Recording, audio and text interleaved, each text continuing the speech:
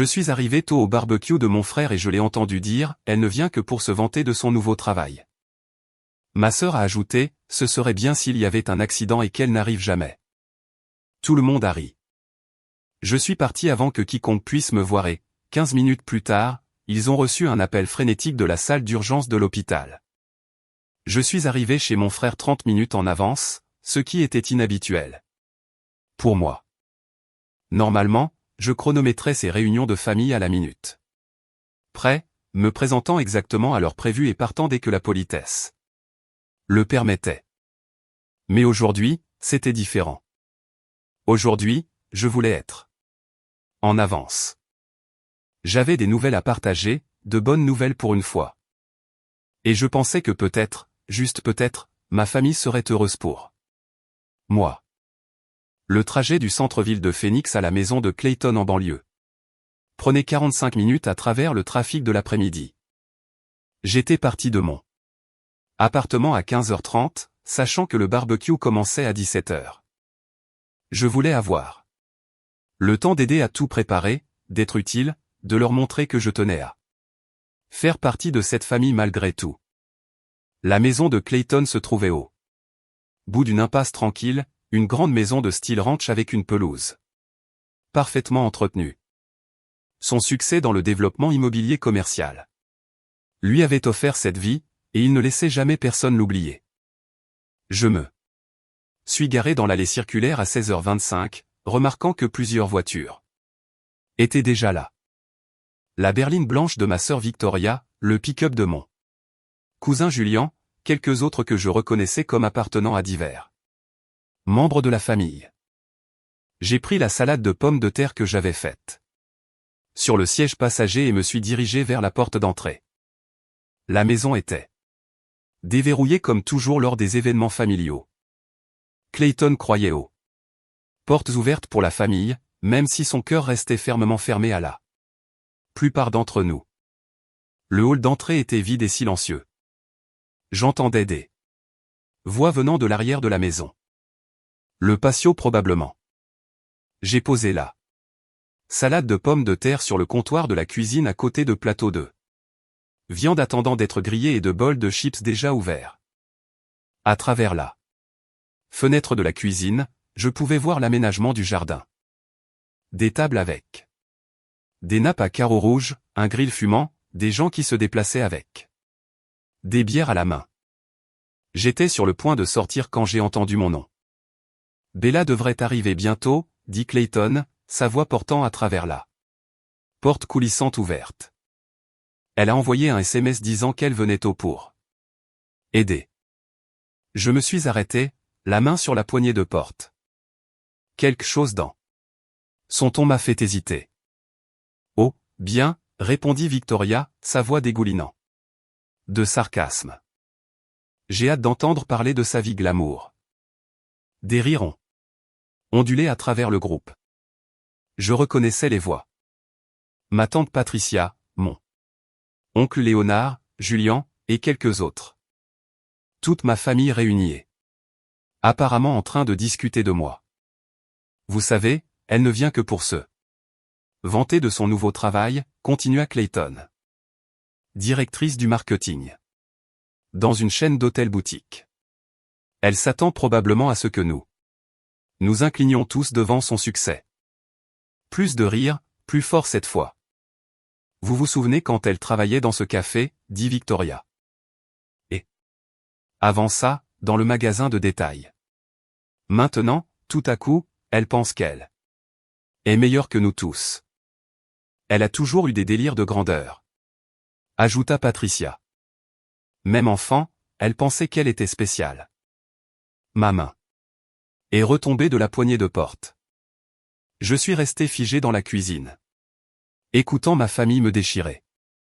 Ce serait bien s'il y avait un accident et qu'elle n'arrive jamais, dit Victoria, sa voix légère et plaisante, comme si elle discutait de la météo. Alors nous pourrions vraiment nous amuser sans son besoin constant d'attention et de validation. Le groupe a éclaté de rire.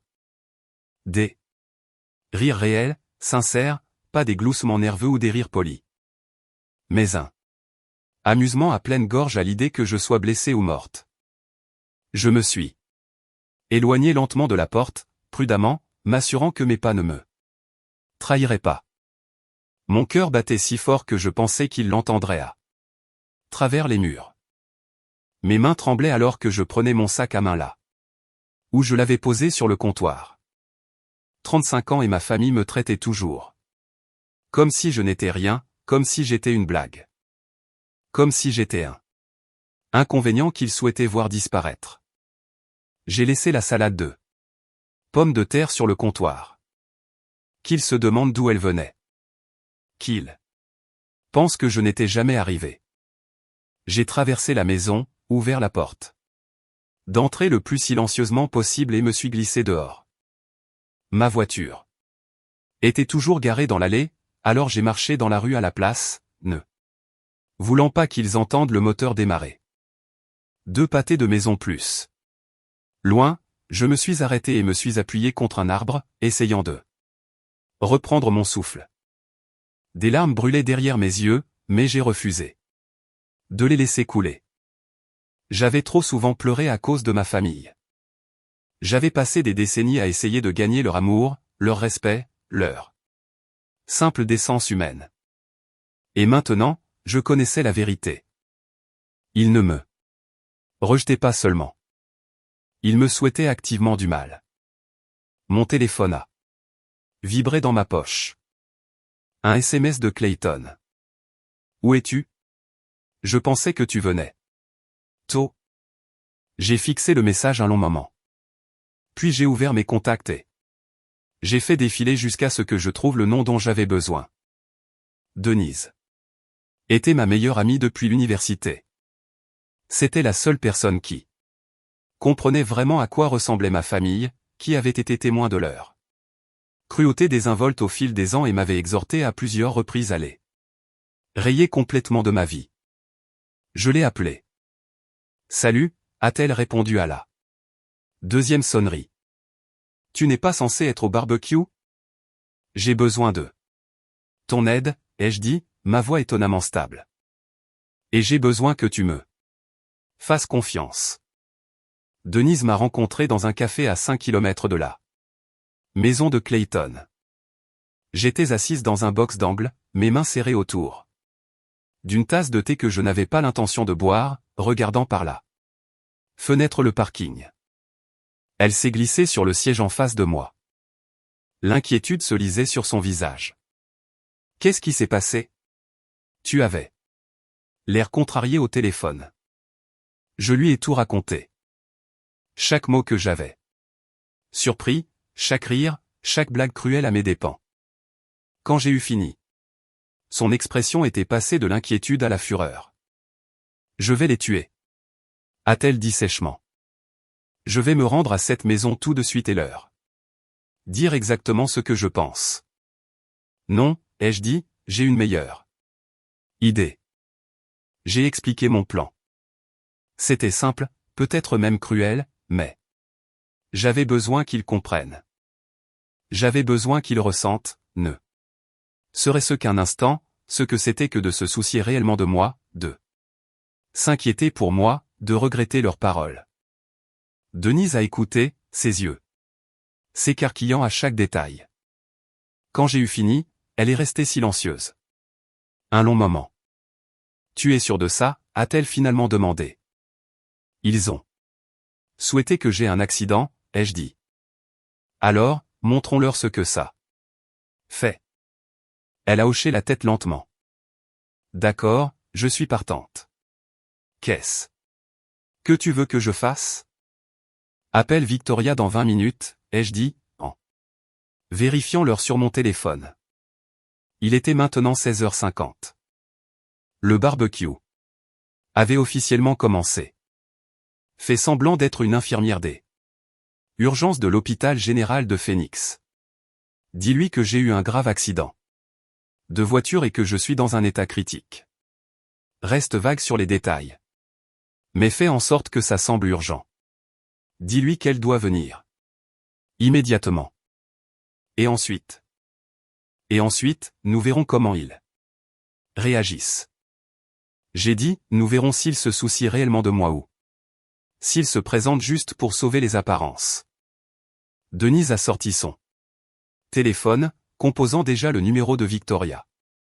Je peux masquer mon identifiant d'appel. Faire en sorte que ça semble venir de l'hôpital. Tu as déjà fait ça, ai-je demandé en haussant un sourcil. J'ai travaillé dans un hôpital pendant 3 ans pendant mes études supérieures, a-t-elle dit. Je sais exactement comment ils parlent, comment ils annoncent les mauvaises nouvelles. Je peux rendre ça convaincant. Nous avons passé les 15 minutes suivantes à revoir les détails, ce qu'il fallait dire, comment le dire, quelles informations donner et quelles informations retenir. Denise avait une voix naturellement autoritaire, parfaite pour ce genre d'appel. Elle s'est entraînée quelques fois, ajustant son ton jusqu'à ce qu'il semble suffisamment sérieux et professionnel. À 17h10, elle a passé l'appel. J'ai observé son visage pendant qu'elle parlait. Son expression neutre et concentrée. Bonjour, est-ce Victoria? Ici. L'infirmière Jessica des urgences de l'hôpital général de Phoenix. J'appelle. Concernant votre sœur, Bella. Elle a été admise il y a environ 40 minutes suite à un grave accident de la route sur l'Interstate 10. Elle a fait une pause. Écoutant. Son état est critique. Elle a subi un traumatisme crânien important. Et des lésions internes. Nous avons besoin de membres de la famille ici dès que possible.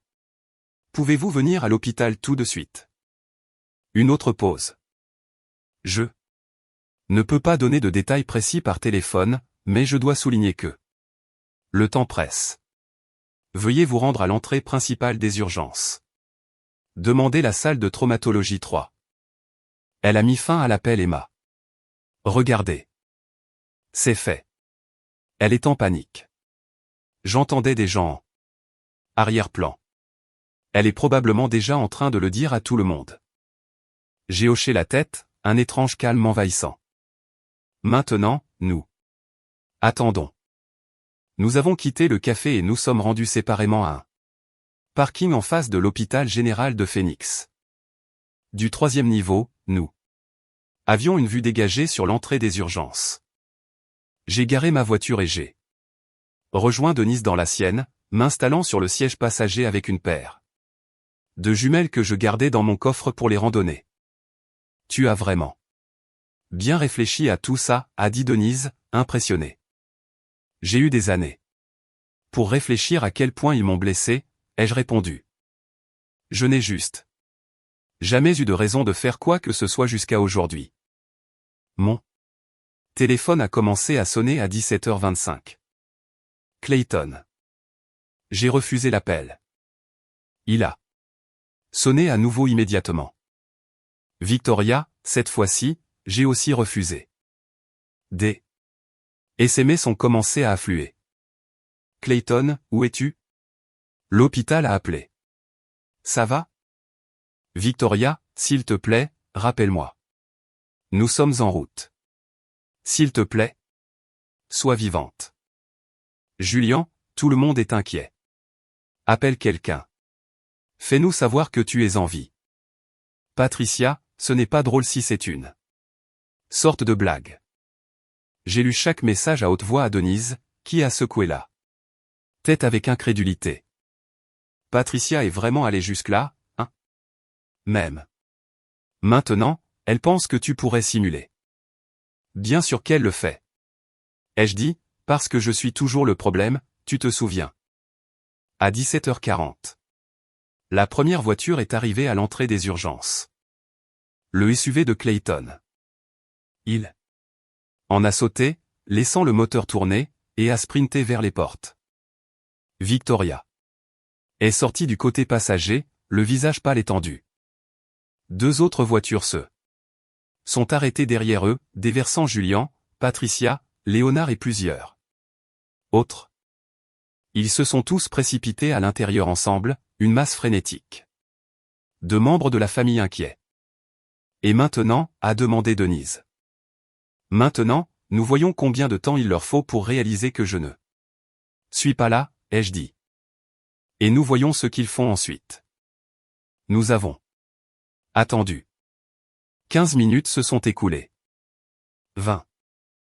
Mon téléphone a continué à sonner et à vibrer avec des messages.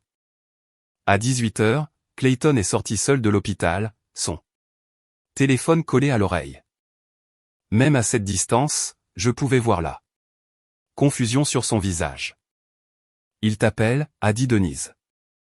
J'ai répondu 7 fois, en le mettant en haut-parleur pour que Denise puisse entendre. Bella. La voix de Clayton était frénétique. Où es-tu? L'hôpital dit qu'il n'y a aucune trace de ton admission. Aucune victime d'accident correspondant à ta description. Qu'est-ce qui se passe? Je vais bien, ai-je dit calmement. Parfaitement bien, en fait. Silence à l'autre bout. Qu'est-ce que tu veux dire, tu vas bien? Nous avons reçu un appel de l'hôpital. Ils ont dit que tu étais dans un état critique. Ah bon, ai-je demandé innocemment.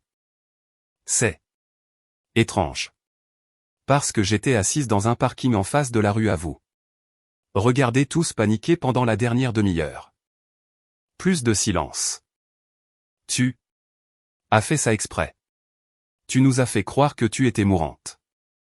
J'ai entendu ce que vous avez dit, lui ai-je dit, ma voix calme mais ferme. De quoi parles-tu? A demandé Clayton, mais sa voix avait changé. La panique avait disparu, remplacée par autre chose. De la lassitude peut-être, ou de la culpabilité. Je suis arrivé tôt, ai-je dit. À 16h25, exactement comme prévu. Je suis entré chez toi, j'ai posé ma salade de pommes de terre sur le comptoir et j'ai entendu chaque mot que vous avez dit sur moi dans le jardin. Le silence à l'autre bout du fil s'est étiré si longtemps que j'ai cru qu'il avait raccroché. Bella, écoute. Non, c'est toi qui écoutes. Je l'ai interrompu. Je t'ai entendu dire que je venais seulement pour me vanter. J'ai entendu Victoria dire que ce serait bien s'il y avait un accident et que je n'arrive jamais. J'ai entendu tout le monde rire. Tout le monde. Clayton. Toute notre famille a trouvé hilarant de plaisanter sur ma mort. C'était juste une blague, a-t-il dit faiblement. Nous ne voulions pas dire ça. Juste une blague, ai-je répété. Comme ça a toujours été juste une blague quand tu te moques de ma carrière, de mes choix, de ma vie. Comme c'est juste une taquinerie familiale quand Patricia me traite de délirante ou quand Victoria me dit que j'ai une estime de soi exagérée. Juste des blagues, juste pour rire. Peu importe. Que ça fasse mal. Peu importe que je sois une vraie personne avec de vrais sentiments. Tu es dramatique, a-t-il dit. Et c'était ça. Le dédain avec lequel j'avais dû vivre toute ma vie. Alors nous avons fait quelques blagues. Cela ne justifie pas ça. Tu nous as tous fait paniquer. Victoria pleurait. Patricia a failli s'évanouir. Nous pensions que tu étais morte. Bien. Ai-je dit simplement. Maintenant, vous savez ce que ça fait de se soucier réellement de moi pendant 5 minutes.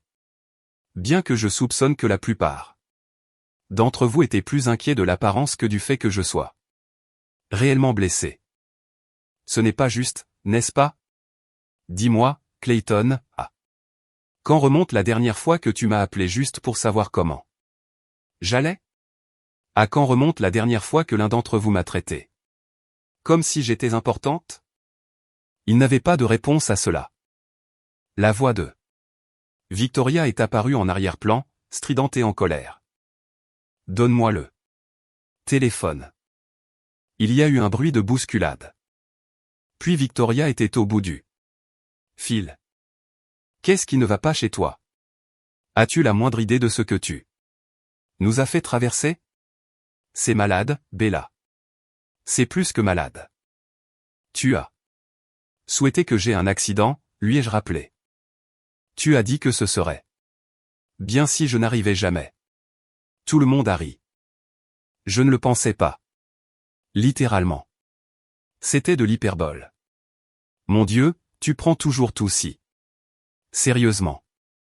C'est exactement pourquoi nous ne supportons pas de t'avoir autour de nous. Tu transformes tout en drame.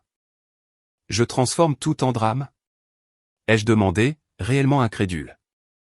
Victoria, tu viens de passer 40 minutes aux urgences d'un hôpital à croire que je mourrais. Ça, c'est du drame. Ce que je fais en ce moment s'appelle une leçon. Une leçon, a-t-elle craché. Tu es délirante. Tu as besoin d'aide. D'aide professionnelle. Peut-être, ai-je concédé. Ou peut-être que j'ai juste besoin d'une famille qui ne me traite pas comme de la merde. J'entendais d'autres voix maintenant. Des gens se rassemblant autour du téléphone. Julien disant quelque chose à propos d'une réaction excessive. Patricia me traitant d'immature. Léonard disant que c'était typique de moi, toujours à chercher l'attention.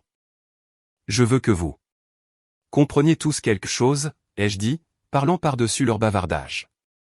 Je suis venu à ce barbecue aujourd'hui avec de bonnes nouvelles. J'étais excité de les partager avec vous. Je pensais que peut-être cette fois, il serait heureux pour moi. Peut-être qu'il verrait que j'avais travaillé dur et accompli quelque chose qui valait la peine d'être célébré. Nous aurions été heureux pour toi, a dit Clayton, de nouveau au téléphone. Si tu t'étais juste présenté comme une personne normale au lieu de faire ce coup. L'auriez-vous fait, ai-je défié? Ou auriez-vous souri à mon visage et vous êtes moqué de moi derrière mon dos comme vous le faites toujours, comme vous le faisiez déjà avant même que j'arrive? Pas de réponse. J'ai un nouveau travail, ai-je continué. Directrice du marketing pour Sunset Hospitality Groupe, 6 propriétés dans le sud-ouest, un salaire de $130 000, des avantages sociaux complets, une équipe de 12 personnes sous ma responsabilité. C'est la plus grande opportunité de ma carrière, et j'en étais fier. Je voulais célébrer avec ma famille.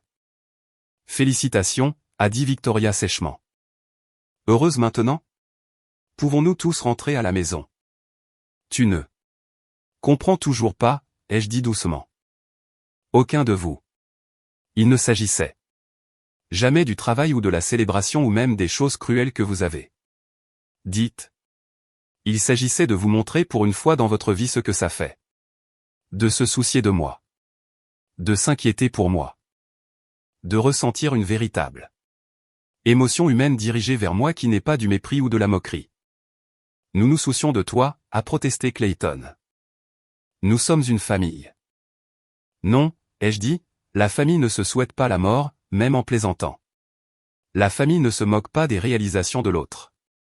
La famille ne fait pas en sorte que quelqu'un se sente si inutile qu'il préfère disparaître plutôt que de passer une autre minute en sa présence. Alors quoi maintenant, a demandé Victoria. Tu veux des excuses? Très bien, je suis désolé. Nous sommes tous désolés. Pouvons-nous passer à autre chose? Non, ai-je répété. Nous ne pouvons pas passer à autre chose parce que j'en ai fini. J'en ai fini de faire semblant que c'est normal ou acceptable. J'en ai fini de chercher des excuses pour vous tous. J'en ai fini d'espérer qu'un jour vous commencerez par magie à me traiter avec un respect et une gentillesse élémentaire. Tu nous coupes les ponts, a demandé Clayton. L'incrédulité dans la voix. Pour ça? Pour une vie entière de ça? Ai-je corrigé? Aujourd'hui n'était que la goutte d'eau qui a fait déborder le vase. Le moment où j'ai réalisé que je ne serais jamais rien d'autre qu'une blague pour vous tous, un punching ball, quelqu'un à rabaisser pour que vous puissiez tous vous sentir mieux avec vous-même. J'entendais Patricia dire quelque chose à propos de mon ingratitude, de tout ce qu'ils avaient fait pour moi au fil des ans, des fêtes d'anniversaire auxquelles ils m'avaient invité. Des vacances où j'avais été incluse. Comme si l'inclusion de base était une sorte de cadeau qu'ils m'avaient accordé par générosité. Je dois y aller. Ai-je dit, coupant court à ce que Clayton était sur le point de dire. J'ai une salade de pommes de terre sur ton comptoir qui m'a coûté 20 $ à préparer. Tu peux la garder. Considère-la comme ma dernière contribution à cette famille. Bella, attends. J'ai raccroché, éteint complètement mon téléphone, me suis assise sur le siège passager de la voiture de Denise, et j'ai laissé échapper un long soupir tremblant. Sacrée soirée, a dit Denise après un moment. C'était intense. C'était nécessaire, ai-je répondu. Nous avons regardé ma famille sortir lentement de l'hôpital, confuse et en colère, se rassemblant sur le parking pour, vraisemblablement, discuter de ce qui venait de se passer. Clayton gesticulait sauvagement, son visage rouge. Victoria avait les bras croisés, secouant la tête. Patricia avait l'air de faire la leçon à quelqu'un. Probablement Julian, au vu de sa posture défensive. Ils avaient tous l'air contrariés, frustrés, gênés, mais aucun d'entre eux n'avait l'air de regretter. Ils ne comprennent vraiment pas, n'est-ce pas, a observé Denise. Non. Ai-je concédé. Ils ne le font pas, mais moi, oui, et c'est ce qui compte. Le lendemain matin, je me suis réveillé en découvrant que mon téléphone avait explosé de notifications pendant la nuit. Bien que je l'ai éteint, j'ai commis l'erreur de le rallumer à 7 heures du matin en préparant mon café dans mon appartement. Du centre-ville de Phoenix. 63 appels manqués, plus de 100 messages textes, 17 messages vocaux. Je les ai parcourus pendant que mon café infusait, ressentant un étrange détachement en lisant la progression des messages. Les premiers, envoyés immédiatement après notre appel téléphonique d'hier, étaient en colère. Clayton me traitant d'immature et de manipulatrice. Victoria disant que j'avais dépassé les bornes. Patricia exigeant que je m'excuse auprès de tout le monde pour la détresse que j'avais causée. Mais vers 21 h la nuit dernière, le ton a changé. Julian. Salut, j'ai parlé à Clayton de ce que tu as entendu. C'était nul. Je suis désolé. Une tante que je connaissais à peine.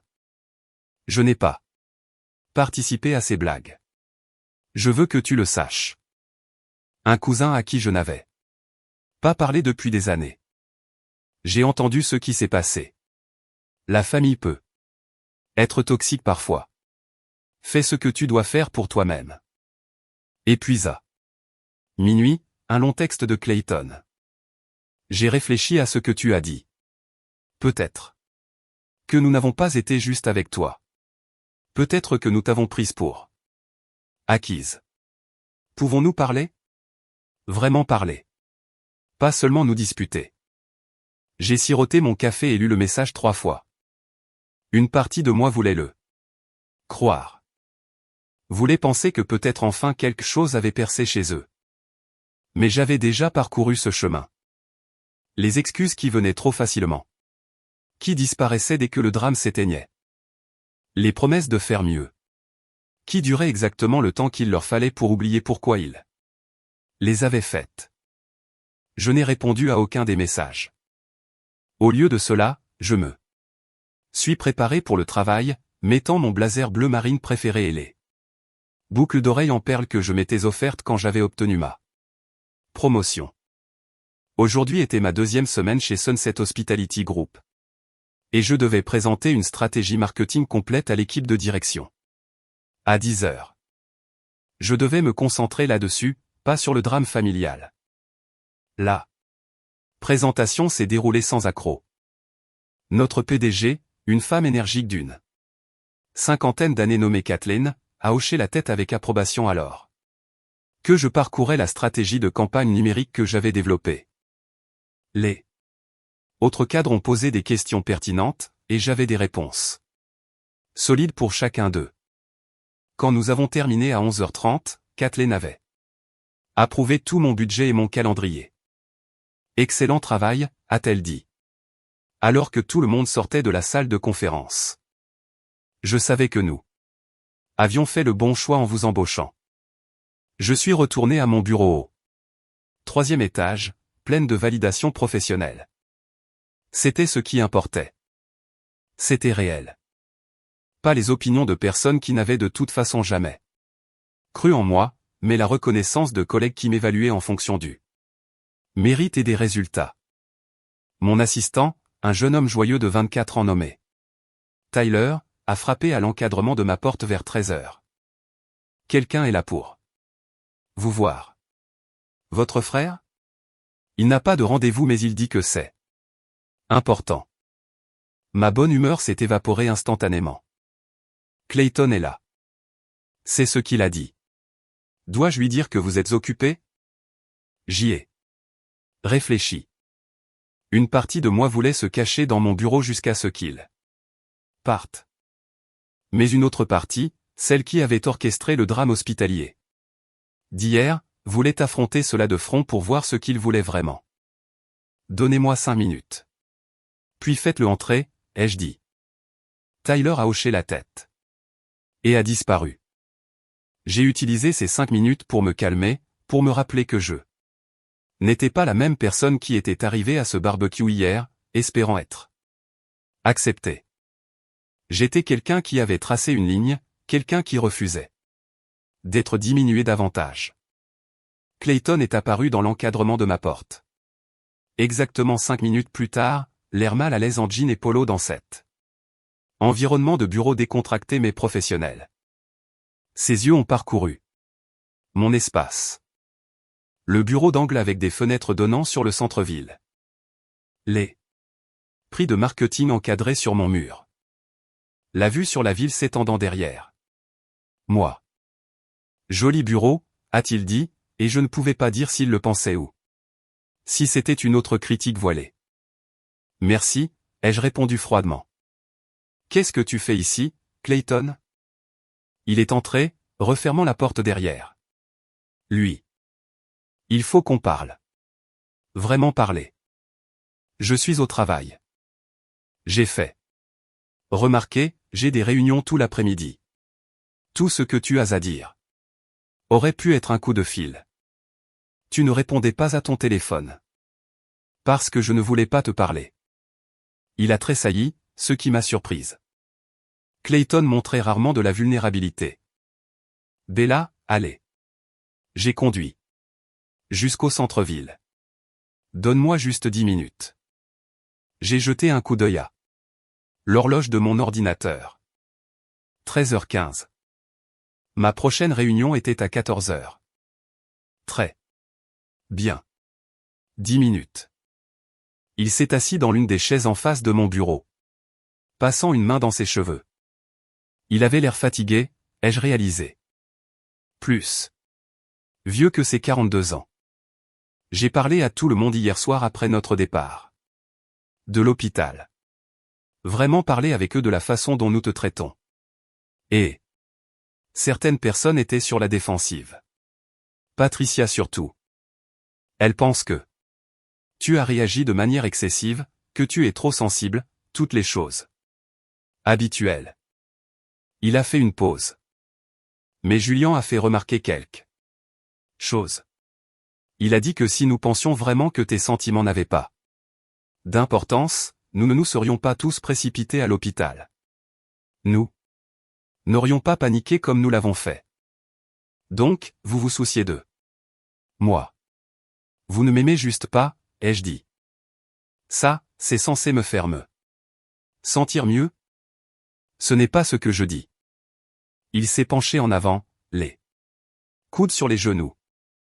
Ce que je dis, c'est que nous nous soucions. Nous sommes juste nuls à le montrer.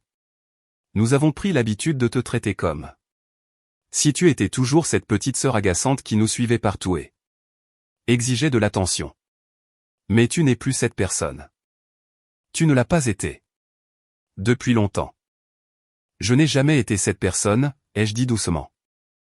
C'est qui tu as décidé que j'étais parce que ça rendait plus facile de me rejeter. Il a absorbé cela, hochant lentement la tête. Peut-être que tu as raison. Peut-être que nous avons créé cette version de toi dans nos têtes qui justifiait de te traiter comme nous l'avons fait. Je ne sais pas. Ce que je sais, c'est qu'hier m'a foutu une peur bleue. Quand j'ai pensé que tu étais réellement blessée, réellement mourante, tout ce à quoi je pouvais penser. C'était la dernière conversation que j'avais eue avec toi. C'était il y a 3 mois au dîner d'anniversaire de maman où j'ai fait une blague sur ta vie amoureuse qui t'a fait partir tôt. Je me suis souvenu de ce dîner. Il avait demandé bruyamment devant tout le monde si j'allais un jour me caser aussi. J'allais rester célibataire pour toujours. Quand j'avais dit que j'étais heureuse de ma vie telle qu'elle était, il avait ri et dit que je trouvais juste des excuses. J'étais parti avant que le dessert ne soit servi. Je ne veux pas que ce soit mon dernier souvenir de toi, continua Clayton. Alors, qu'est-ce que tu veux, ai-je demandé, gardant ma voix neutre. Je refusais de lui faciliter la tâche.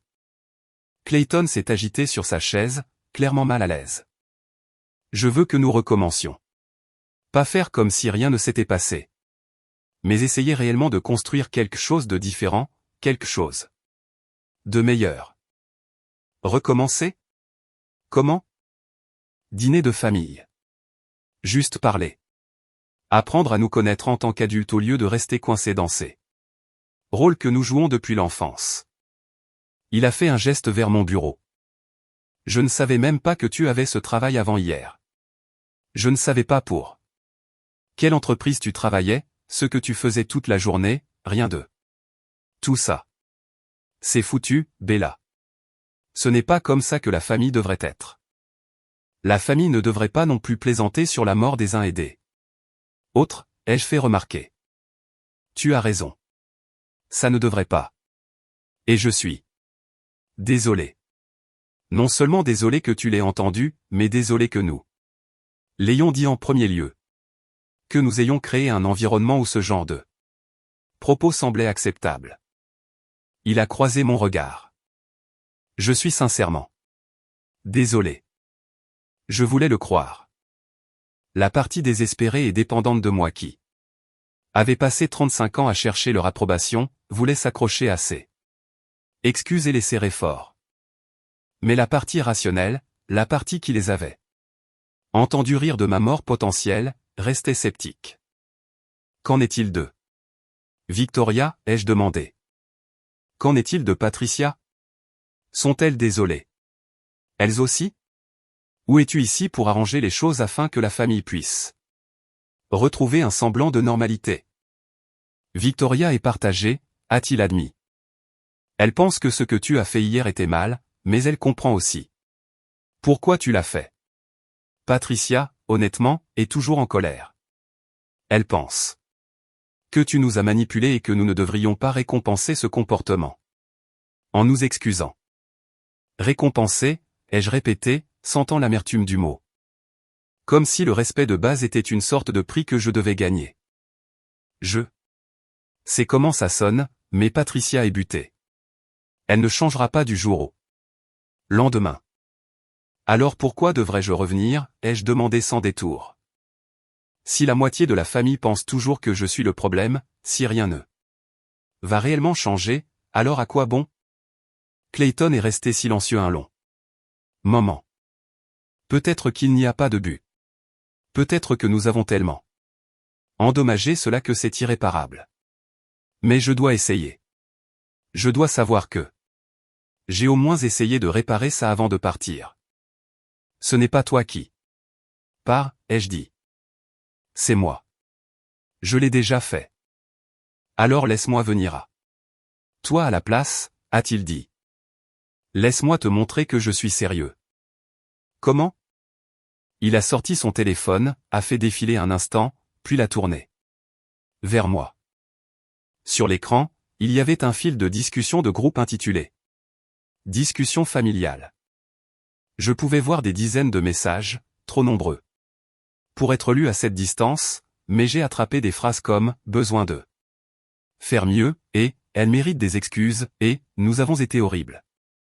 Ça a commencé hier soir et ça continue toute la matinée, a expliqué Clayton. Les gens prennent parti, se disputent sur ce qui s'est passé, certains te défendent, d'autres défendent la famille. C'est le chaos. Mais au moins, nous En parlons enfin ouvertement au lieu de faire semblant que tout va bien. Je n'ai pas pris le téléphone. De quel côté es-tu? Du tien, a-t-il dit. Sans hésitation. Je suis de ton côté. Peut-être que je ne l'ai pas été avant.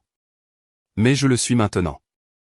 Pourquoi, ai-je demandé, réellement curieuse. Pourquoi maintenant? Parce que je t'ai fait peur. Parce que j'ai enfin riposté. Parce que j'ai réalisé quelque chose hier, a-t-il dit, rangeant son téléphone. Quand j'ai cru que tu étais mourante, je n'ai pas pensé à toutes les choses agaçantes que tu fais ou à toutes les façons dont tu cherches soi-disant l'attention. J'ai pensé à la fois où tu as conduit 6 heures pour m'aider à déménager quand tout le monde était occupé. J'ai pensé à la façon dont tu te souviens toujours des anniversaires de mes enfants, même si j'oublie les tiens. J'ai pensé à la personne que tu es réellement, pas à la caricature en laquelle nous t'avons transformé. Sa voix s'est légèrement brisée sur cette dernière phrase, et j'ai réalisé avec choc que Clayton était réellement ému. Une émotion réelle, pas une culpabilité de façade. Je ne veux pas perdre ma sœur. A-t-il continué. Je ne veux pas être le genre de personne qui n'apprécie quelqu'un que lorsqu'il est parti. Alors, je suis là pour demander une chance. Une chance de prouver que nous pouvons être meilleurs. Je l'ai regardé de l'autre côté de mon bureau. Cet homme qui m'avait tourmenté enfant et rejeté adulte, et j'ai essayé de retrouver le frère que j'avais autrefois idolâtré. Quand j'avais 7 ans et lui 14, je pensais que Clayton était la personne là plus cool du monde. Il savait faire du skateboard, jouer de la guitare et savait toujours quoi dire.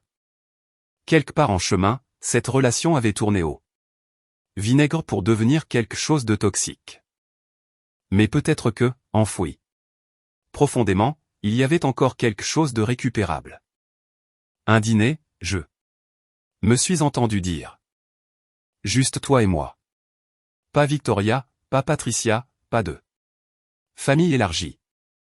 Juste nous. Nous parlerons. Vraiment parler. Et si j'ai l'impression que tu es sincère, que tu comprends réellement pourquoi ce qui s'est passé était si blessant. Alors peut-être que nous pourrons parler de reconstruire lentement. L'espoir a illuminé son visage.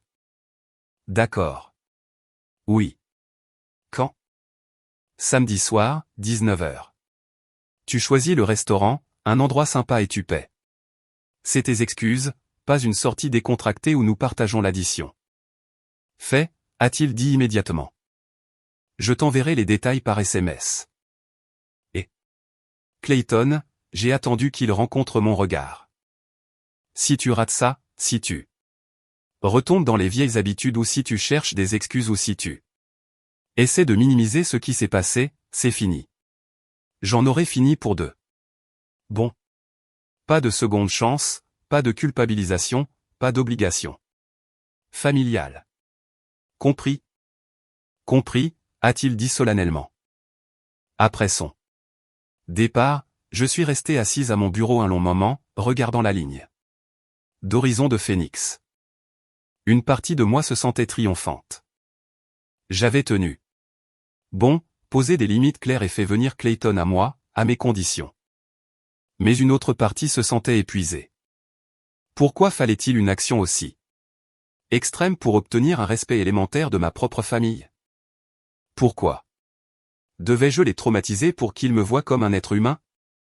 Tyler a de nouveau frappé à l'encadrement de ma porte. Votre rendez-vous de 14h est là. Aussi. Ça va? Vous avez l'air stressé. Affaire de famille, ai-je dit? Forçant un sourire. Ça va. Donnez-moi 2 minutes. J'ai sorti mon miroir compact et j'ai vérifié mon maquillage, m'assurant qu'il n'y avait aucune trace de la conversation émotionnelle que je venais d'avoir. Puis j'ai redressé mon blazer, pris ma tablette avec les notes de présentation et suis sorti pour accueillir mon rendez-vous de 14h avec confiance et professionnalisme, car c'était ce que j'étais maintenant. Pas le bouc émissaire de la famille, pas la Personne cherchant désespérément l'approbation, mais une professionnelle. Accomplie avec des limites et du respect de soi. Et si ma famille ne pouvait pas accepter cette version de moi, alors elle ne méritait aucune version de moi du tout. Le reste de la semaine s'est déroulé dans un tourbillon de travail et d'ignorance délibérée de mon téléphone. J'avais désactivé toutes les notifications des membres de ma famille, ne permettant qu'à mes contacts professionnels et à mes amis proches de me joindre directement. C'était libérateur, honnêtement. Sans le bruit de fond constant du drame familial, je pouvais me concentrer entièrement sur la création de mes nouvelles campagnes marketing et sur mon établissement chez Sunset Hospitality Group. Le vendredi après-midi, j'avais décroché des partenariats avec 3 grands influenceurs du voyage et négocié un tarif réduit avec une agence de publicité de premier plan. Kathleen m'a appelé dans son bureau à 16h pour me féliciter de mes progrès. Vous avez accompli plus en 2 semaines que mon dernier directeur marketing en 6 mois, a-t-elle dit, avec une véritable reconnaissance dans la voix. J'espère que vous savez à quel point vous êtes précieuse pour cette entreprise. Ces mots m'ont frappé différemment qu'ils n'auraient dû. Une reconnaissance professionnelle de base n'aurait pas dû sembler révolutionnaire, mais après une vie de dévalorisation par ma famille, entendre que j'étais précieuse m'a presque fait pleurer. Merci, ai-je réussi. Cela compte beaucoup. Je suis sérieuse, continua Kathleen. Nous prévoyons une expansion majeure l'année prochaine et je veux que vous dirigiez la stratégie marketing pour cela. 2. Nouvelle propriété dans 3 États. Cela signifierait une augmentation de salaire significative et une équipe plus grande. Êtes-vous intéressé? Absolument, ai-je dit sans hésitation. Bien. Nous discuterons des détails le mois prochain, mais je voulais que vous sachiez que vous êtes sur mon radar pour de plus grandes choses. Vous avez un véritable avenir ici. Je suis sorti de son bureau, me sentant plus légère que je ne l'avais été depuis des années. Un avenir, pas seulement une survie ou une débrouille, mais un véritable avenir. Avec croissance, opportunité et reconnaissance. C'était ce vers quoi j'avais travaillé toute ma carrière. Mon téléphone a vibré avec un SMS de Clayton alors que je rangeais mon bureau pour le week-end. Réservation au Orchard House. Demain à 19h. J'ai hâte. J'ai fixé le message un long moment avant de répondre. À demain. L'Orchard House était l'un des meilleurs restaurants de Phoenix, connu pour sa cuisine de la ferme à la table et son ambiance intime. Le fait que Clayton l'ait choisi plutôt qu'un restaurant de chaîne décontracté suggérait qu'il prenait cela au sérieux, ou du moins qu'il avait compris la mission. Le samedi est arrivé avec le genre de temps clair et chaud qui donnait envie aux gens de déménager en Arizona. J'ai passé la matinée à faire de la randonnée à Camelback Mountain avec Denise, qui était devenue ma confidente pour tout ce qui concernait la famille. Es-tu nerveuse, a-t-elle demandé alors que nous parcourions le sentier rocheux. Étonnamment, non, ai-je admis. Je crois que j'ai atteint un point où je me fiche vraiment de ce qui se passe. Si le dîner se passe bien, tant mieux. Si ce n'est pas le cas, j'ai déjà fait la paix avec l'idée de les couper. C'est sain, a dit Denise avec approbation. Tu n'y vas plus désespérément pour leur approbation. Tu y vas en position de force. Il a fallu 35 ans, ai-je dit avec un petit rire. Vers 18h30 ce soir-là, j'étais vêtu d'une simple robe noire et de talons, mes cheveux tirés en une queue de cheval élégante. J'avais l'air professionnel et soigné, ce qui était intentionnel. Je voulais que Clayton me voie comme la femme accomplie que j'étais devenue, pas la petite sœur qu'il avait toujours rejetée. Je suis arrivé à l'Orchard House à exactement 19h. Clayton était déjà là, assis à une table de coin, portant un véritable costume. Cela m'a surprise. Clayton vivait en vêtements décontractés, affirmant que son succès dans le développement Immobilier signifiait qu'il n'avait pas à s'habiller pour qui que ce soit. Le fait qu'il ait mis un costume pour ce dîner en disait long. Il s'est levé quand je me suis approché. Tu es superbe. Merci, ai-je dit en m'asseyant en face de lui. Joli costume. J'ai pensé que l'occasion l'exigeait, a-t-il répondu en se rasseyant.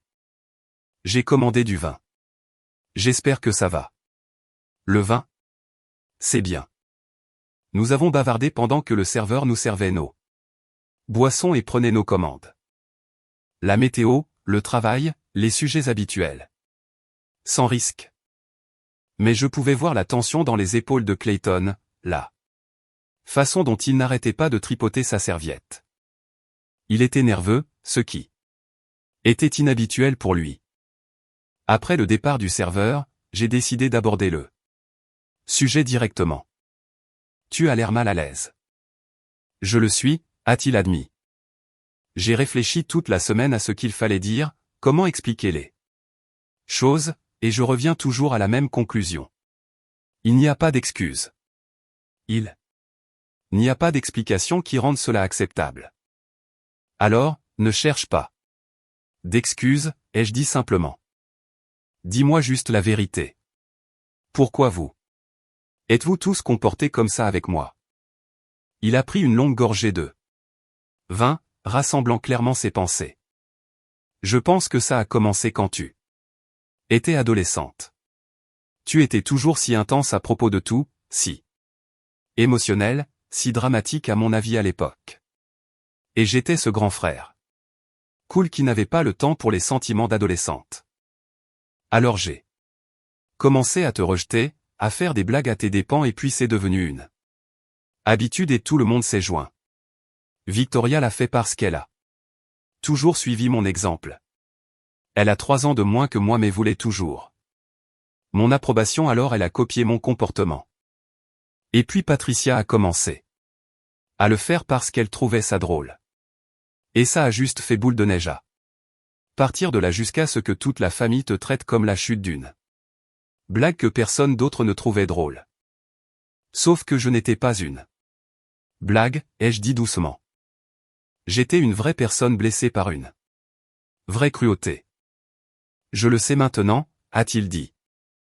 Mais à l'époque, je me suis convaincu que tu étais trop sensible, que tu devais t'endurcir, que nous t'aidions à développer une carapace en me rabaissant systématiquement. Comme je l'ai dit, il n'y a pas d'excuse. Il a croisé mon regard. J'ai été cruel. Nous l'avons tous été. Et le pire, c'est que c'est devenu si normalisé que plus personne ne le remettait en question. Se moquer de Bella, c'est juste ce que nous faisions. C'était une tradition. Le serveur est arrivé avec nos entrées, interrompant la lourde conversation. Nous avons mangé en silence pendant quelques minutes, le poids de son aveu planant entre nous. Puis-je te dire quelque chose, a dit Clayton finalement. Quelque chose que je n'ai jamais dit à personne. J'ai hoché la tête. J'ai toujours été jaloux de toi. Cela m'a choqué. Jaloux de quoi? De ta résilience. Ta capacité à continuer. D'essayer malgré tout. Il a posé sa fourchette. Sais-tu ce qui se serait passé si notre famille m'avait traité comme nous t'avons traité? J'aurais coupé les ponts avec tout le monde après la première année. Je serais parti et je n'aurais jamais regardé en arrière.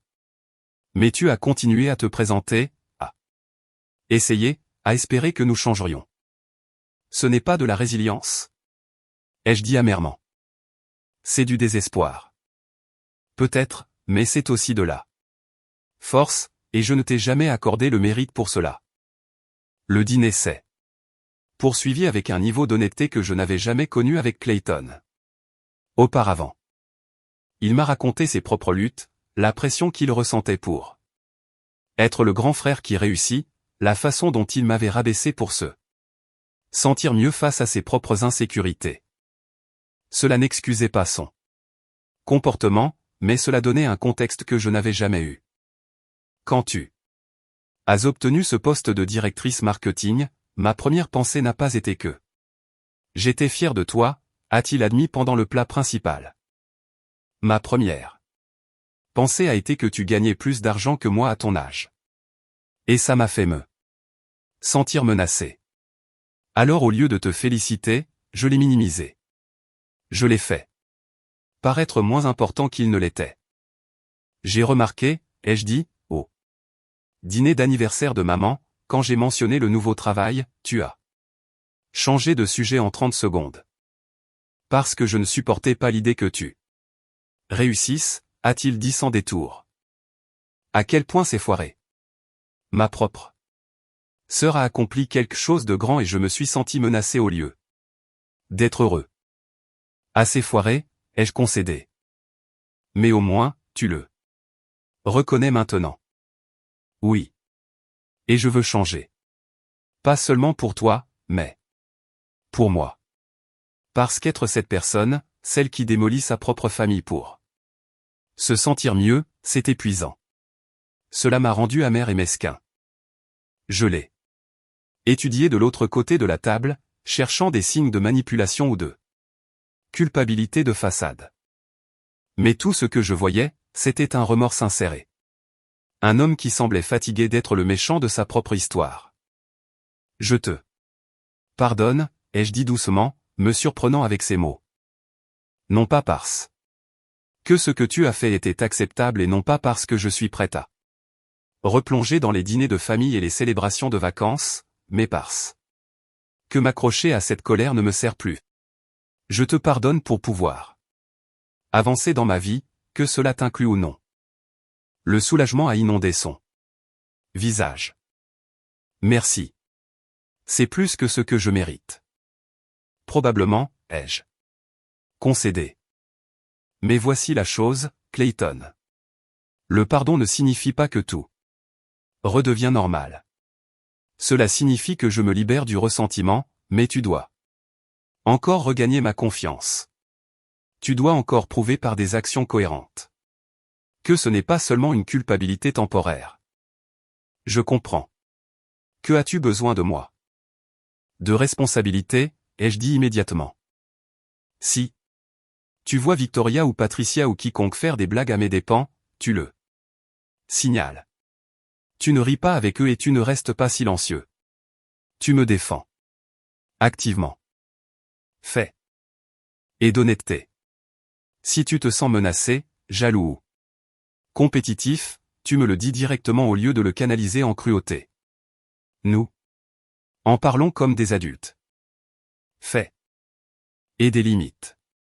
Si je dis que j'ai besoin d'espace ou que quelque chose est interdit, tu respectes cela sans remettre en question ou culpabiliser. Fait, a-t-il répété. Autre chose? Du temps, ai-je dit. Cela ne se répare pas en un dîner. Cela prendra des mois, peut-être des années de comportement cohérent avant que je ne te fasse à nouveau entièrement confiance. Tu dois être d'accord avec ça. Je suis d'accord avec ça, m'a-t-il assuré. Je suis là pour le long terme, Bella. Peu importe le temps que cela prendra. Nous avons terminé le dîner par une conversation plus légère, parlant de ses enfants et de mes nouvelles responsabilités au travail. Au moment où le dessert est arrivé, quelque chose avait changé entre nous. Non pas pour revenir à ce que nous étions avant, car cette relation avait été toxique, mais pour avancer vers quelque chose de nouveau, quelque chose de timidement prometteur. Alors que nous nous dirigions vers le parking, Clayton m'a arrêté. Puis-je te demander quelque chose? L'histoire de l'hôpital. Comment as-tu fait? J'ai souri légèrement. J'ai une amie qui travaillait dans le secteur de la santé. C'est elle qui a passé l'appel. C'était convaincant, a-t-il admis. Terrifiant, en fait. Ces 40 minutes à l'hôpital ont été les pires de ma vie. Bien, ai-je dit sans sympathie. Vous aviez besoin de ressentir ça. Vous tous. Tu as raison. Nous en avions besoin. Il a fait une pause. Vas-tu dire à tout le monde que c'était mis en scène ou les laisser croire que c'était réel? Je n'ai pas encore décidé, ai-je dit honnêtement. Une partie de moi veut qu'il le sache pour qu'il comprenne que je ne suis pas une victime, mais une autre partie pense que la leçon porte mieux s'il croit que c'était réel. Victoria l'a compris, a-t-il dit. Elle a appelé d'autres hôpitaux après notre départ, et quand aucun d'eux n'avait de traces d'un accident impliquant Tom. Non, elle a fait le lien. Elle est furieuse, d'ailleurs. Bien sûr qu'elle l'est, parce que maintenant elle doit faire face au fait qu'elle m'a souhaité là. Mort elle a suffisamment pensé pour croire que c'était arrivé. Vas-tu lui parler un jour? Pas avant qu'elle ne soit prête à avoir la même conversation que nous venons d'avoir. Pas avant qu'elle ne soit prête à prendre une réelle responsabilité au lieu de simplement être en colère que je l'ai déjoué. Clayton Harry. Tu nous as tous déjoués. Je te l'accorde. Nous sommes dit au revoir sur le parking et pour la première fois d'aussi loin que je me souvienne, le câlin qu'il m'a donné semblait sincère. Pas de façade ou obligatoire, mais réel. Je suis rentré chez moi, me sentant plus légère que je ne l'avais été depuis des semaines. Non pas parce que tout était réparé, car ce n'était pas le cas, mais parce que j'avais prouvé à moi-même que je pouvais me défendre et survivre. Que je pouvais exiger un meilleur traitement et partir si je ne l'obtenais pas. Que je valais la peine de me battre, même si je devais être celle qui se battait. Le dimanche matin, un visiteur inattendu est arrivé à mon appartement. J'étais encore en pyjama, buvant mon café et lisant les nouvelles quand le portier de mon immeuble a appelé. Quelqu'un est là pour vous voir. Elle dit qu'elle s'appelle Victoria. J'ai failli lui dire de la renvoyer, mais la curiosité a gagné. Faites-la monter. Victoria est apparue à ma porte 3 minutes plus tard, l'air épuisé. Pas de maquillage, les cheveux en queue de cheval. Désordonnée, vêtue d'un pantalon de yoga et d'un sweatshirt trop grand. Ce n'était pas la sœur élégante et soignée que j'avais l'habitude de voir. Puis-je entrer, a-t-elle demandé. Je me suis écarté, la laissant entrer. Elle est allée directement à mon salon et s'est assise sur le canapé, se serrant dans ses bras. Clayton m'a parlé de ton dîner, a dit Victoria sans préambule. D'accord, ai-je dit neutrement, assise dans le fauteuil en face d'elle. Et j'ai passé toute la nuit à y penser, à tout. Victoria m'a regardé avec des yeux rougis. J'ai été une sœur terrible. Oui, ai-je concédé. Tu l'as été. Elle a tressailli, mais n'a pas argumenté. Je te dois des excuses. Une vraie, pas le désolé mi-figue mi-raisin que je t'ai donné. Au téléphone à l'hôpital. J'écoute. Victoria a pris une inspiration. Tremblante. Quand j'ai dit que ce serait bien s'il y avait un accident et que tu n'arrivais jamais, je ne le pensais pas. Pas littéralement. J'étais juste méchante parce que me moquer de toi était facile et faisait rire tout le monde. Mais quand j'ai reçu cet appel de l'hôpital, quand j'ai cru que tu étais réellement mourante, j'ai réalisé quelque chose d'horrible. Elle a fait une pause, des larmes commençant à couler. Pendant ces 40 minutes où je t'ai cru dans un état critique, tout ce à quoi je pouvais penser, c'était que je devrais vivre avec le fait que mes derniers mots à ton sujet étaient de te souhaiter la mort. Que je devrais expliquer à mes enfants que leur tante était partie et que la dernière chose que j'avais dite à son sujet était cruelle et mesquine.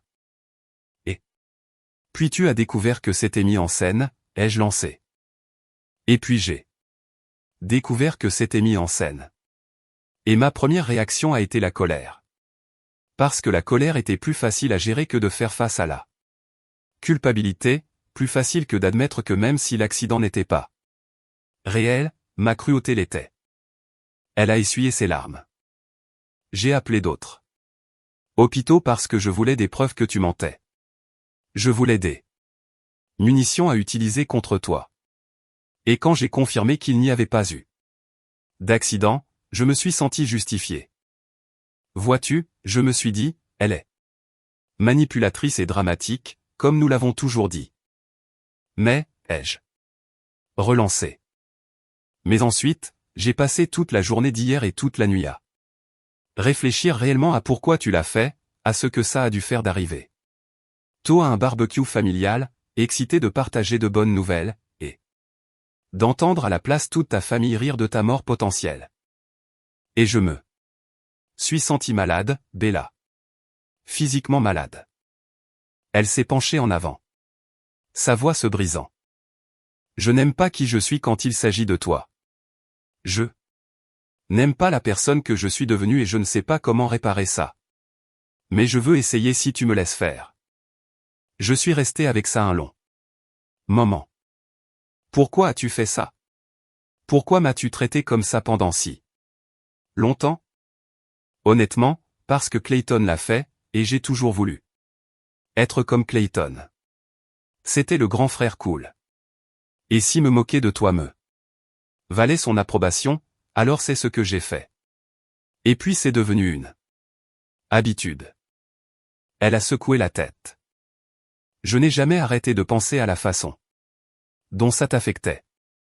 Ce n'était jamais juste pour plaisanter pour moi. Ai-je dit doucement. C'était une critique constante, implacable. C'était être rabaissé et se sentir inutile. Je le sais maintenant et je suis tellement désolé. Voici ce que je ne comprends pas, ai-je dit, tu as une belle vie, Victoria. Pourquoi avais-tu besoin de me rabaisser pour te sentir bien dans ta peau? Elle est restée silencieuse un long moment. Je pense. Parce que tu étais toujours si confiante. Même quand nous te rabaissions, tu continuais d'essayer, tu continuais de te présenter. Et ça me faisait me sentir inadéquate. Alors au lieu d'admirer ça, je l'ai ressenti. Alors tu as essayé de me briser, ai-je terminé? Oui, a-t-elle murmuré. Et j'ai presque réussi, n'est-ce pas? Tu as presque réussi, ai-je admis. Mais les mots sont faciles. Le comportement est ce qui compte. Et je n'ai encore vu aucune preuve que le comportement de quiconque va réellement changer.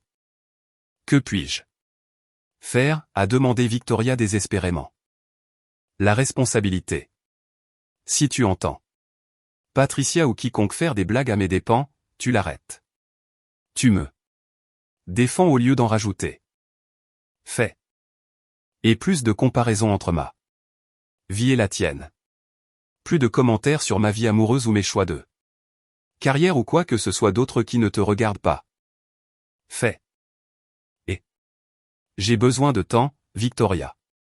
J'ai besoin de voir un changement durable avant de pouvoir te faire à nouveau entièrement confiance. Elle s'est levée, essuyant ses dernières larmes. Je comprends et je te le prouverai. Peu importe le temps que cela prendra. Après son départ, j'ai appelé Denise. Tu ne vas pas croire qui vient d'arriver à mon appartement. Je lui ai tout raconté. Denise a écouté, puis a dit, tu la crois? Je crois que oui, ai-je admis. Mais je sais aussi que les gens peuvent être sincères sur le moment et ensuite retomber dans de vieilles habitudes. Donc, je suis prudemment optimiste. C'est sain, a dit Denise. Prudemment optimiste, c'est exactement là où tu devrais être. Les semaines suivantes ont apporté des changements. Clayton a commencé à m'envoyer régulièrement des SMS sur des sujets de la vie quotidienne. Des mèmes amusants, des articles qu'il pensait que je trouverais intéressants. Des nouvelles de ses enfants. C'était le genre de communication fraternelle décontractée que j'avais toujours souhaité. Victoria a tenu parole. Elle m'a défendu activement dans les conversations familiales, a coupé court aux commentaires négatifs et a fait des efforts pour m'inclure sincèrement plus tôt que par obligation. Patricia est restée prévisiblement résistante. Elle a maintenu que j'avais exagéré, mais le reste de la famille avançait sans elle, et Elle s'est retrouvée de plus en plus isolée lorsqu'elle faisait des commentaires critiques auxquels plus personne ne riait. Le vrai test est venu à Thanksgiving. Patricia recevait et j'étais invité. Clayton a appelé personnellement pour me faire l'invitation, précisant clairement que j'étais la bienvenue mais pas obligé. Si tu viens, je promets de mettre fin à toute négativité. Immédiatement, a-t-il dit. Et si tu ne viens pas, je comprends. Parfaitement. J'y suis allé, mais je suis arrivé avec un plan d'évasion. Garé de manière à pouvoir partir facilement et j'ai dit à Denise de m'appeler. Avec une fausse urgence si nécessaire. La première heure a été gênante. Patricia m'a salué froidement mais poliment, mais Clayton et Victoria m'ont flanqué de manière protectrice, détournant les conversations des sujets dangereux. Lorsque Patricia a fait une remarque désobligeante sur mon plat végétarien, Victoria a immédiatement dit, en fait, j'adore. Peux-tu m'envoyer la recette, Bella? Lorsqu'un oncle a commencé à plaisanter sur mon statut de célibataire, Clayton l'a interrompu en disant, la vie personnelle de Bella la regarde. Au dîner. Je m'étais suffisamment détendu pour réellement m'amuser. Pour la première fois. Depuis des années, j'avais l'impression de faire réellement partie de la famille. Plutôt que d'être une étrangère. Après Thanksgiving, Clayton m'a prise à part. Merci d'être venu. Je sais que ce n'était pas facile. Ce n'était pas aussi difficile que je le pensais, ai-je admis. Toi et Victoria avez fait du bon travail. Nous étions sérieux quand nous avons dit que nous te protégerions. Tu es notre sœur. Nous aurions dû faire ça depuis le début. Alors que je rentrais chez moi ce soir-là, j'ai réfléchi au parcours des 2 derniers mois. D'entendre ces mots cruels a orchestré la fausse urgence hospitalière en passant par la reconstruction lente des relations. Cela avait été désordonné et douloureux, mais aussi nécessaire. J'avais appris que je ne pouvais pas forcer les gens à changer, mais que je pouvais contrôler mes propres limites. J'avais appris que le pardon ne signifiait pas accepter un mauvais comportement, mais libérer le ressentiment tout en me protégeant.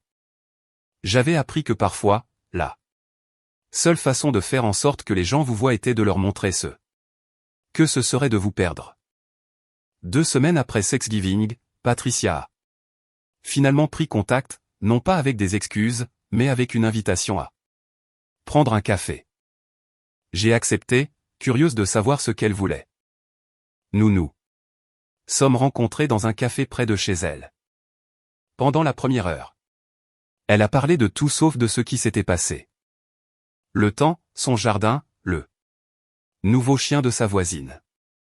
Finalement, j'ai dit, pourquoi m'as-tu invité? Ici, Patricia. Elle a posé sa tasse de café soigneusement. Parce que tout le monde n'arrête pas de me dire que je te dois des excuses, et j'ai été trop têtu pour admettre qu'ils avaient raison. Elle a fait une pause. Mais ils ont raison. J'ai été cruel avec toi à ce barbecue et pendant des années avant.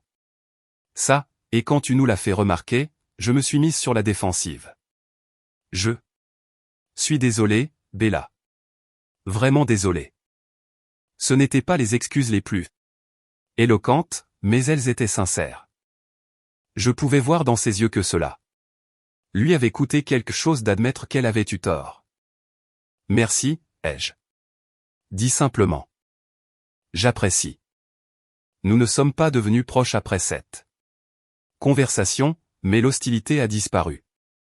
Patricia me traitait avec un respect de base, ce que j'avais toujours vraiment voulu. Les mois qui ont suivi ont apporté une croissance continue. Clayton et Victoria ont maintenu leurs efforts, prouvant par des actions cohérentes que leurs excuses étaient sincères. Ils m'ont incluse dans les événements familiaux sans que cela ne semble obligatoire. Ils m'ont défendu lorsque d'autres faisaient des commentaires négligents.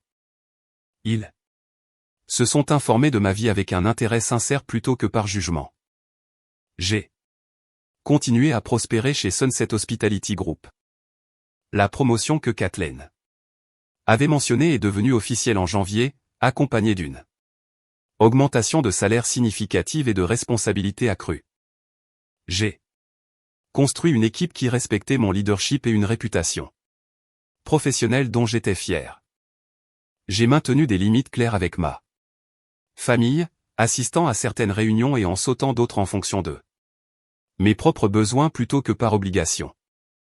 J'ai construit une vie qui me semblait authentique et épanouissante, entourée de personnes qui m'appréciaient. En repensant à ce jour au barbecue, en entendant leur cruauté, j'ai réalisé que cela avait été un tournant. Cela m'avait donné la permission d'arrêter de mendier des miettes d'affection et d'exiger le respect que je méritais. Le faux appel à l'hôpital avait été extrême, peut-être même cruel à sa manière. Mais il avait accompli ce que des années de communication honnête n'avaient jamais pu faire. Il avait forcé ma famille à ressentir une véritable peur de me perdre, à affronter ce que mon absence signifierait réellement, et à reconnaître que leur traitement envers moi avait de réelles conséquences. Patricia a fait face à son propre ajustement alors que les membres de la famille, enhardis par ma position, ont commencé à dénoncer son comportement critique envers tout le monde. Elle s'est retrouvée de plus en plus isolée lors des réunions. Ses commentaires acerbes ont été accueillis par un silence gênant au lieu de rire. En quelques mois, elle était devenue visiblement plus douce, plus prudente avec ses mots. Comprenant enfin que la cruauté ne lui rapportait plus de capital social. Victoria s'est investie à fond pour être une meilleure sœur, et a découvert que les compétences en communication qu'elle avait développées amélioraient également son mariage et ses méditations. Clayton a perdu un client majeur qui avait été témoin de la façon dont il parlait de sa famille et a décidé qu'il ne voulait pas travailler avec quelqu'un qui manquait d'intégrité fondamentale dans ses relations personnelles. Le coût financier a été suffisamment important pour le faire réévaluer toutes les relations de sa vie. Toute la dynamique familiale a changé de façon permanente, les gens y réfléchissant à deux fois avant de faire des blagues cruelles, sachant que j'avais prouvé que je ne tolérerais pas les mauvais traitements et que d'autres pourraient suivre mon exemple en exigeant mieux. Quant à moi, j'ai construit une vie dont j'étais fier, une vie où j'étais valorisé et respecté. J'ai appris que parfois, la chose la plus puissante que l'on puisse faire est de montrer aux gens ce que c'est que de vous perdre. Et que se défendre n'est pas égoïste, mais nécessaire. Parfois, la vengeance ne consiste pas à détruire, mais à reconstruire, à démanteler des schémas toxiques et à reconstruire quelque chose de plus sain à leur place. Même si cela signifie d'abord choquer les gens pour qu'ils prennent conscience. En repensant à mon parcours de vengeance, j'ai réalisé que la plus grande victoire n'était pas de les faire souffrir, mais de me libérer enfin du besoin de leur approbation et de découvrir que ma valeur n'avait jamais dépendu de leur validation en premier lieu.